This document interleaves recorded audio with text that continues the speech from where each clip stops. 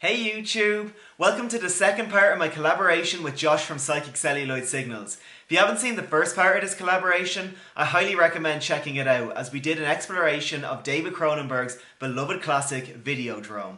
Today, however, we're going to be taking a look at another film that was both written and directed by David Cronenberg.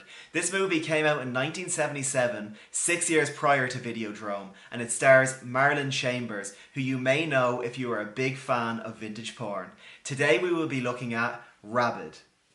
So sit back, relax, and prepare yourself for an exploration with some body shot goodness. Josh, take it away. Thanks, Dylan. This synopsis will be full of spoilers, so if you haven't seen Rabid, skip to the time on the screen. The film Rabid started with a bang, literally, when a couple on a motorcycle, Rose played by Marilyn Chambers and Hart played by Frank Moore, crash off a country road in Quebec. The two suffer injuries, as one would expect, but they're far away from any hospitals. At least any conventional hospitals. Nearby is the Celluloid Clinic for Plastic Surgery. Not a typical hospital by any stretch of the imagination, but hey, any doctor's better than no doctor, right? We'll get back to that. Anyway, it turns out that Hart wasn't too banged up. Rose, on the other hand, arrives barely hanging to life. Knowing that she would likely not survive being transported to a conventional hospital, Dr. Celluloid performs a strange experimental procedure having to do with skin grafts. Fast forward a month, and Hart is able to go on with his day-to-day life, but Rose remains in a coma. Until the freaky shit starts to happen. Rose wakes up, which was bound to happen sooner or later, and starts to scream. Lloyd, another patient, comes to her room to see what's the matter. When he leaves, he has no memory of what happened between him and Rose. One side of his body is numb, and he has a small wound that won't coagulate. Freaking crazy. In the meantime, Rose starts to leave the hospital to feed. She's almost like a vampire, but instead of having fangs, she has a strange phallic organ under her armpit. She tries to feed on a cow, and I guess cows don't have the right type of blood because that just makes her sick. She moves right along to the farmer, whose blood is much more agreeable. She feasts on others, including a girl in a hot tub and Dr. Celluloid himself. Rose eventually gives Hart a distressed phone call, which confuses him as he thought she was still in a coma. He then calls Murray, who works for the hospital, and together they went to the clinic to see what was happening. Around then is where things get even crazier. Remember the farmer and Dr. Celluloid? Yep, they become rabid zombies. In fact, the outbreak is just beginning. The police tell Hart and Murray that it might be a new strain of rabies, and they even get to see the rabid doctor in the back of the police van, foamy mouth and all. Can you confirm the identification of this man as Dr. Daniel Celluloid?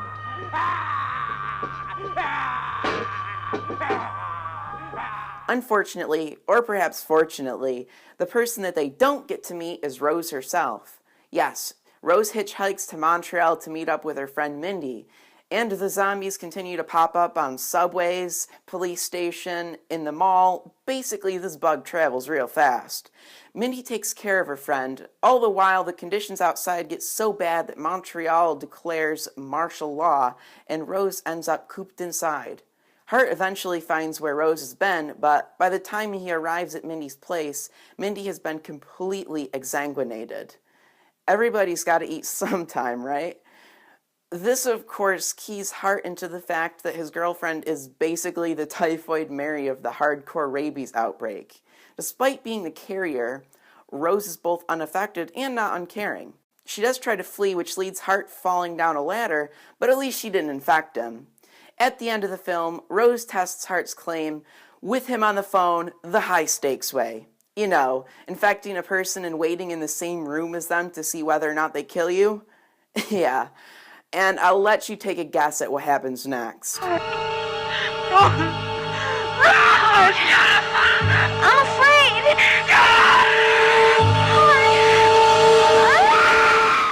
The final scenes depict the aftermath of the outbreak in both a bleak and realistic fashion.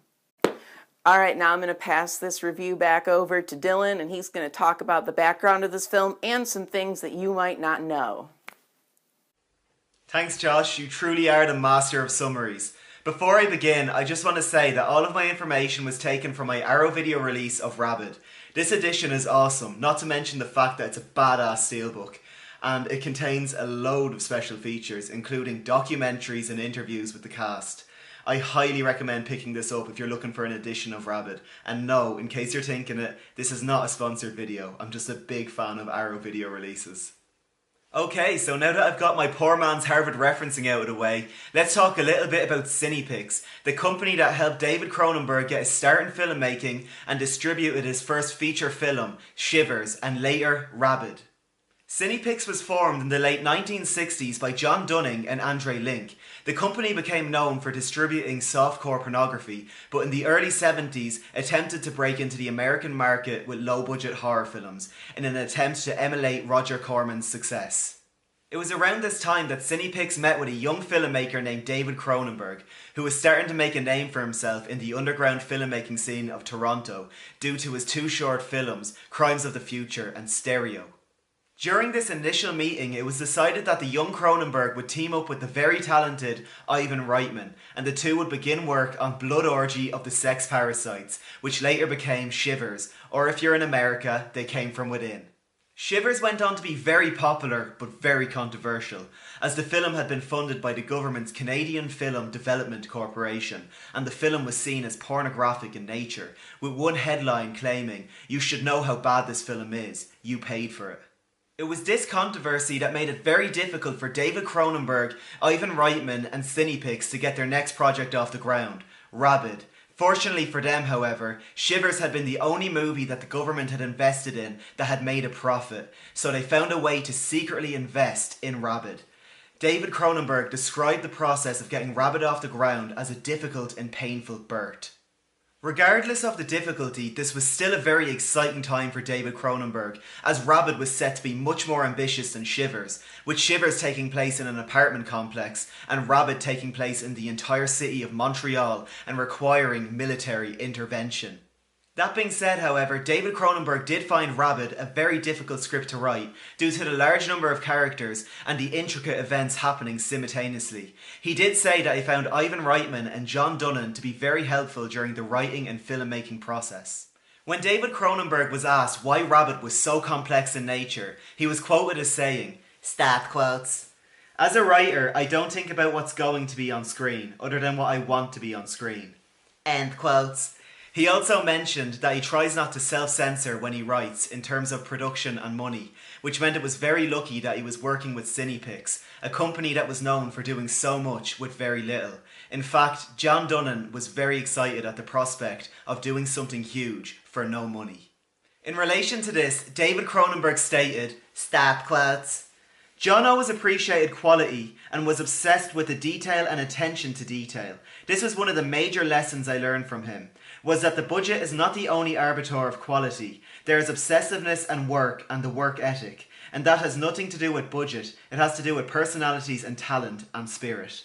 End quotes. So it's pretty obvious that David Cronenberg and John Dunning were a fantastic team, and David Cronenberg was in good hands. In testament to this, there came a time during pre-production when David Cronenberg had a crisis of confidence and began to see the premise of Rabid as utterly ridiculous. John Dunning reassured him and reignited Cronenberg's passion for the project. He told Cronenberg that he owed it to himself to make a second feature film. Cronenberg was very grateful to John, as this was a very vulnerable moment in his career, and John helped Cronenberg get back into what he described as self-hypnosis mode. Essentially, believe in yourself or nobody else will. When making a movie, Cronenberg likes to believe that the movie is absolutely necessary, and he said that Rabid was the first time he ever felt that the movie was 100% necessary. In addition to this, Rabid was the first time that David Cronenberg felt he had power as a director, as during the shooting of Shivers, he had no say in the shooting scheduling, budget, or who they hired, save for the main actors. But during Rabid, he was allowed more input. He also felt more self-assured as a director, as he now knew who to delegate and who not to delegate. Cronenberg also said that when he was making Rabid, he learned new shooting techniques, such as the French reverse and using extras multiple times to make it look like they have a bigger cast. So there you have it. I hope you enjoyed learning some facts about the making of Rabid. I'm going to pass you back over to Josh now, who was an absolute blast to work with. I hope you enjoy hearing his final thoughts on Rabid. Thanks, Dylan. Those are some great facts, and I think they make what is already an awesome film even more impressive. The first time I saw this film was Halloween last year, and I was instantly aware of why my theater chose to play Rabid. This film has so many levels of horror. There are, of course, gruesome zombies of an infectious origin, the likes of which would come to make many appearances in more modern cinema, such as the modern classic 28 Days Later. We also see terrifying emergency military action for the emergent epidemic, in a manner almost too believable, especially in an era where frightening new strains of the flu seem to pop up from nowhere almost all the time. Finally, and most importantly, Cronenberg held up a metaphorical mirror for us to gaze upon the subject of utmost dread in Rabid, that being the human body. It's no coincidence that this film starts to go haywire at a surgeon's clinic. Cronenberg starts off the film showcasing our fears of the natural decay of the human body before cranking the body horror knob up to 11 for a gruesome, in-depth look at how much terror can live beneath our own flesh. I think the film is timeless. In fact, it is a fine wine of the cinema world. As it's aged, so is society's fear of the body. Medical professionals are in high demand and short supply, the cosmetic industry is booming, and politically in the United States, there aren't many things that stir up more fear than the uncertain state of and availability of health care coverage. It then comes as no surprise that we will, in fact, be getting a reimagining of Rabid. Fortunately, it's in the capable hands of the Soska sisters, the crazy cool Canadian twins behind the gruesomely beautiful film American Mary. Of course, only time will tell whether it lives up to Cronenberg's original, but with what little facts I know, I have no problem admitting I'm very optimistic about this one. Now, as I'm sure you guys have probably guessed even before watching this, I couldn't recommend Rabid more. As Dylan mentioned earlier, Arrow has an incredible Region B release of this film, and for those of us in the US and Canada, Scream Factory's copy can't be beat. So if any of what we've said has piqued your curiosity, check out one of these copies and get ready for a wild ride through the zombie-infected streets of Montreal. Now I'm going to hand it back to Dylan. Thank you so much for watching. It's been a real pleasure working with Dylan on this. He's such a cool dude, and I feel very honored to be a part of a video on Dylan being end credits. Take care. Well, that concludes our video. Thank you so much for watching. I really hope you enjoyed this exploration of Rabid. And before you go, be sure to check the video description below and subscribe to Josh at Psychic Celluloid Signals. There's a whole crew over there and they are all awesome. Nate, Glenn, Josh, thank you so much for being brilliant YouTubers. And Josh, thank you so much for agreeing to do this collaboration with me. It was so much fun. See ya. Bye.